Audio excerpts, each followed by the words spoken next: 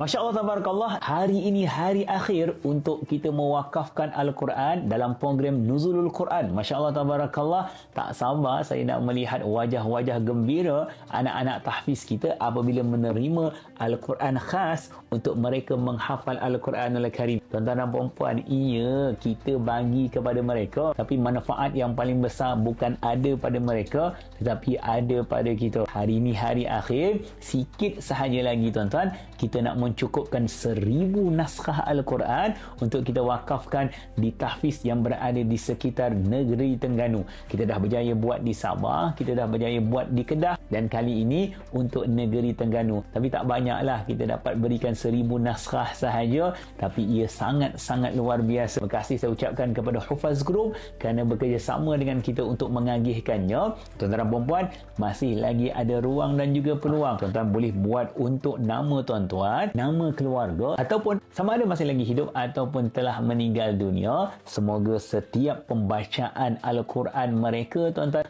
pahalanya akan sampai kepada kita. Ramadan akan pergi, tarawih akan pergi, puasa akan pergi, tetapi Al-Quran sentiasa ada dengan kita. Dan yang paling best, walaupun satu hari nanti kita telah meninggal dunia, dijemput oleh Allah Subhanahu Wa Taala, tetapi tuan-tuan, Al-Quran yang digunakan oleh penghafal Al-Quran ini terus memancarkan cahayanya kepada kita walaupun kita telah berada di alam barzakh. Jangan lepaskan peluang ini. Hari ini hari terakhir, jam 12 malam nanti saya akan tutup untuk penyertaan wakaf Al-Quran bersempena Nuzulul Quran.